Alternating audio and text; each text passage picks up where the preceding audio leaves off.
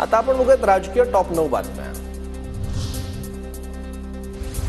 उपमुख्यमंत्री एकनाथ शिंदेंचा महादजी शिंदे राष्ट्रगौरव पुरस्कार देऊन सन्मान। दिल्लीतील नवीन महाराष्ट्र सदनात शरद पवारांच्या हस्ते सत्कार। शरद पवारांची राजकारणातली गुगली अनेकांना कळत नाही। पवारांनी मला अजून गुगली टाकली नाही तर यापुढेही टाकणार नाही। दिल्लीत पुरस्कार स्वीकारल्यानंतर एकनाथ शिंदेंचं मिश्किल वक्तव्य। महादजी शिंदे भारताचे प्रसिद्ध स्पिन बॉलर होते। त्यांची गुगली भल्या भल्यांना कळत नसे आणि कधी क्लीन बोल्ड होत असे कळायचं नाही। पवार साहेबांची देखील राजकारणातली गुगली सुद्धा अनेकांना कळत नाही।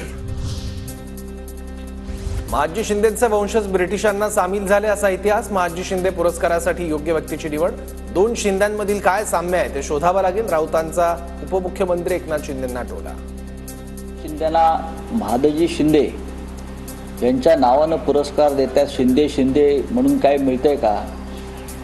शिंद्यांचं शिंद्यांना महादजी शिंद्यांचा इतिहास असा सांगतात की त्यांचे वंशज नंतर ब्रिटिशांना सामील झाले। उदयनराजेंनी दिल्लीत अमित शहांची भेट घेतली। महापुरुषांच्या अवमानाबाबत कडक शासन असणारा कायदा पारित करा, उदयनराजेंची मागणी। रायगडचं पालकमंत्रीपद शिवसेनेला मिळावं अशी विनंती केली। रायगडच्या पालकमंत्रीपदावरून योगेश कदमांची प्रतिक्रिया।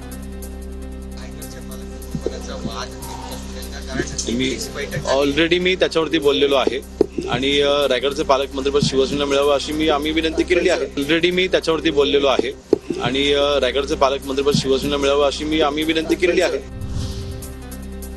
मंत्र्यांचे ओएसडी खासगी सचिवांना मुख्यमंत्र्यांची मंजुरी। सूत्रांची माहिती तर काही मंत्र्यांनी अद्याप अर्ज दिले नसल्याची सूत्रांची माहिती।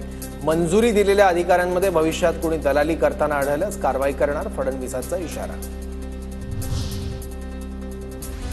राज्यसभेत प्रफुल्ल पटेल आणि सुनेत्रा पवारांची जुगलबंदी। सभागृहात बोलण्यावरून दोघांमध्ये जुगलबंदी। पीठासीन सभापती म्हणून सुनेत्रा पवारांनी वेळ संपल्याचं सांगितलं।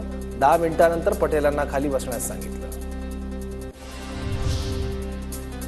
ठाकरेंच्या शिवसेनेतील नेत्यांनी घेतली मुख्यमंत्री फडणवीसांची भेट। बाळासाहेब ठाकरे स्मारक समितीच्या अध्यक्षपदावर आदित्य ठाकरेंना कायम ठेवण्याची मागणी।